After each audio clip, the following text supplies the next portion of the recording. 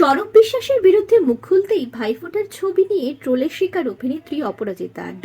কি জবাব দিলেন এবার অভিনেত্রী?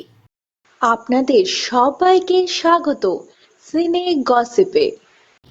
সাম্প্রতিক এক সংবাদ মাধ্যমে সাক্ষাৎকার দিতে গিয়ে অভিনেত্রী জানিয়েছেন, দিনের পর দিন মানুষ যেভাবে অত্যাচারিত হয়েছিল তার জন্য আজ স্বরূপ বিশ্বাসকে জেলে যেতে হলো। টলিউডে স্বরূপ বিশ্বাস যেভাবে অত্যাচার করেছিলেন সেই কর্মফল তাকে পেতেই হতো। অপরাজিতার এই মন্তব্যের পরেই অরূপ বিশ্বাসকে দেওয়া ভাইফোঁটার ছবি নিয়ে শুরু হলো বিতর্ক। এবার কড়া জবাব দিলেন অপরাজিতা আড্ড নিজে। তিনি জনপ্রিয় সংবাদ মাধ্যমে বলেন, দুটো মানুষ কখনো এক হতে পারে না।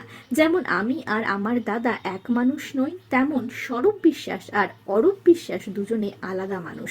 2000 সালে অরূপদার সঙ্গে আমার প্রথম আলাপ, তখন উনি মন্ত্রী ছিলেন না।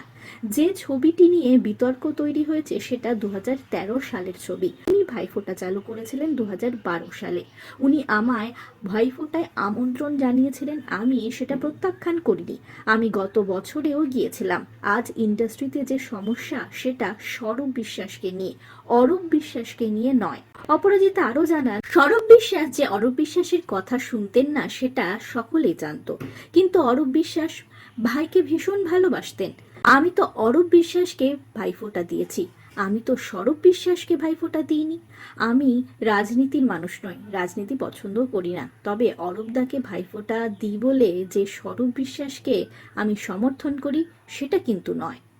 আমরা হলাম সিনে গসিপ। জুড়ে থাকুন আমাদের সঙ্গে, সাবস্ক্রাইব করুন আমাদের এই ইউটিউব চ্যানেলটি।